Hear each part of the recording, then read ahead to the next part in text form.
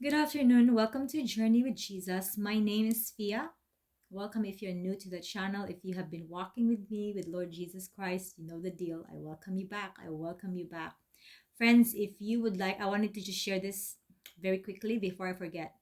If you would like to contact me for any questions, if you need prayer, if you need godly counsel, contact me um, via email. The address is, I made a new address for questions because I've seen you guys asking questions now.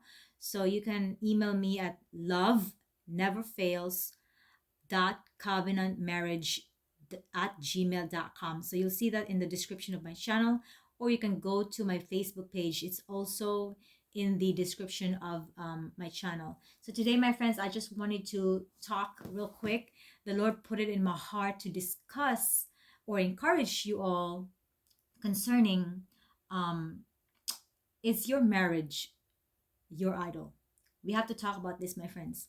This is a very good topic. I haven't talked about this in this channel, so this is a very good time to talk about this because I don't want you or people that are standing right in your marriage. I don't want you to make your marriage an idol. And how will you know when your marriage has become your idol? When your marriage begins to consume you instead of the Lord, you are in a dangerous place because now that's a sign of you making your marriage an idol. If you cannot let go of this marriage, you're always on it all the time. Say, for example, when you are in investing in a stock market, I know somebody I used to work with before. He is constantly checking the stock market, looking at the value of his investment, like he's babysitting on a daily basis, checking, and it affects him when something big happens, whether it's a bad market, this, that, and the other. That was a very dangerous spot for him because he made that investment, his 401k, his idol now. And idols can be everything. It doesn't have to be your marriage, it doesn't have to be your husband. It could be money, it could be the way you look yourself, become an idol, right? So, for the sake of this topic, let's talk about your marriage because many people make their marriage an idol by knowingly. Let's say unknowingly. I know I've done it before where my marriage became an idol. I was not saying my marriage. I'll say my husband. I want to be specific.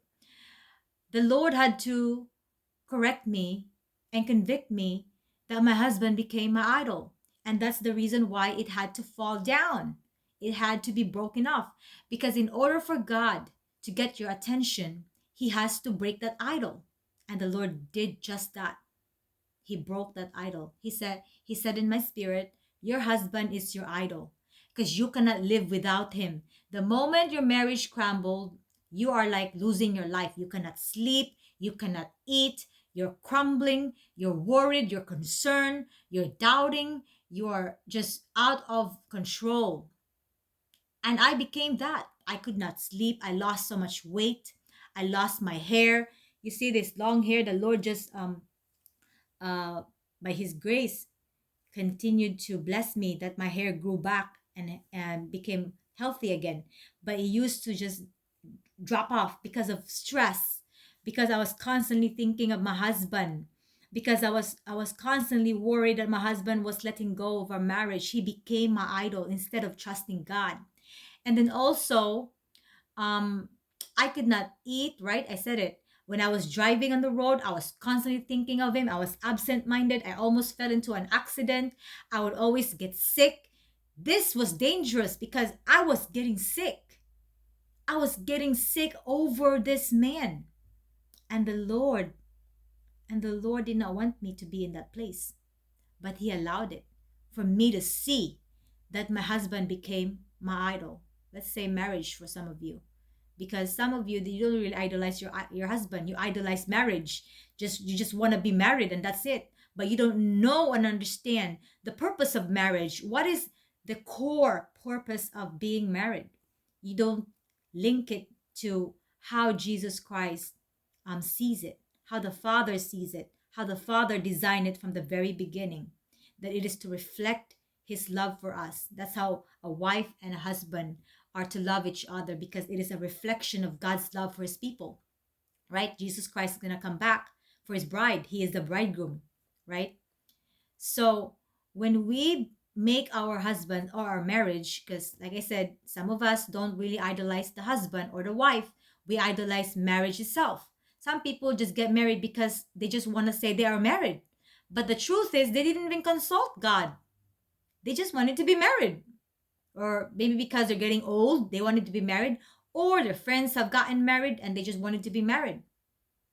No, that is wrong, my friends. So check your heart posture. Where are you at right now? I was there and the Lord corrected me by his grace, okay? By the Lord's grace, he corrected me that yes, my husband became my idol, and he had to uproot that idol from my life. And by his grace, he did. So when you are thinking about your marriage now, let's say for instance you're separated, you're divorced, or whatever situation you are in, ask yourself, could I live without my husband? Because some of you cannot live without your spouse, that they must be there. Some of you totally depend on them, that your life cannot revolve without them. This is idolatry. You gotta remember this. I know one standard, my friend, and I'm not calling her out. I still want to respect her privacy, but she's constantly holding her husband like he was a baby.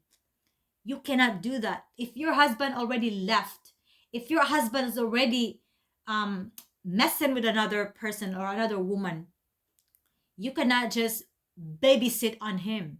They already made up their mind to leave and do whatever they did outside of God's will. Are you going to be are you going to trust God to let go of that man and let the Lord deal with that man? If you're a man right now, are you going to trust God to let go of that woman and let the Lord deal with that woman? Very good question, right? But yeah, I was there many years ago and the Lord corrected me. And it was so hard for me to let go. I was constantly texting my husband, harassing him. What are you doing? Who are you with? Why are you not with me? This, that, and the other. I was constantly, and I could not sleep. I could not eat.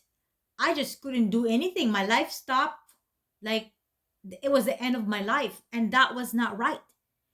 Even if your spouse is not with you, my friends, the Lord will still use you. He still wants you. He still wants to do work in you. He still wants to transform you. He still wants to heal you, to uphold you, to make you, to rebuild you. Right? So I'm just challenging you right now. Maybe some of you will not like this, but hey, I'm a sister. I'm a sister that cares about your soul. And the Lord put this in my heart for a few days now. And I have to, release this. I have to share this because you really have to check your heart. Examine yourself if you're truly walking in the faith. Okay? Or if you're walking in the faith of your husband, because you cannot trust men but God. We cannot trust our spouses but the Lord. The Lord has to come first. He has to be our first love, not our spouses. When we begin to love our spouses first, and then the Lord, something is not right, out of order, and God will take that away from us. He took away mine. He knew. He knew it. Your husband is your idol. He did not say your marriage. He said your husband. Very specific. Your husband was your idol. That was before, many, many years ago. 6 years ago, before I came to Christ. And then he humbled me. He corrected my errors. He showed me all of the errors of my ways, not just in my marriage, but even prior things. And even then, just an individual, like he began to strip me apart. Like there are things in your life that I want to correct, that I want to fix. Let me do it. And I have to give the Lord total surrender, total control. Here, Lord, correct me, change me, because I cannot do it on my own. Even the letting go of my husband, I could not do it on my own. I had to ask him to help me, that he must help me to let go of my husband. And that way I can begin my process of healing, my process of restoration, my process of just reconnecting back to the Lord. because I wasn't connected to him. I was connected to many other things but God. I was more like a religious person that goes to church, but that's about it. I did not have this relationship with him. And so when he broke down my idol, which was my husband, right? I hit rock bottom, and that's when I humbled myself before God and surrendered to him. And since then, I've been walking with the Lord Jesus Christ. And if you ask me, are you going to be fine if your husband don't return? Yes, I'm going to be fine because the Lord is with me. Fear not, for I am with you. Do not be discouraged, for I am your God. I will strengthen you. I will help you. I will uphold you with the right hand of my righteousness. This is what the Lord said, Isaiah 41, verse 10. But I know the promise of God that his heart is for marriage, that he's going to restore. But if you were to ask me who comes first, is it the Lord or my husband? I will tell you confidently in the Lord Jesus Christ that my confidence, that my priority is the Lord. I want the Lord. I want the Lord. And he is my husband right now, as a matter of fact. And I trust the Lord that he is going to also work on my husband. I trust him. So I hope that this is helping somebody right now. If it is, please feel free to click like. Again, if you have any questions, feel free to comment, send me an email if you would like to have privacy, and I will respond to you whenever the Lord allows me to, okay? And until then, my friends, abide in Jesus, he in you, and I will speak to you all next time when the Lord puts something in my heart again. Love you all. Take care. Bye bye.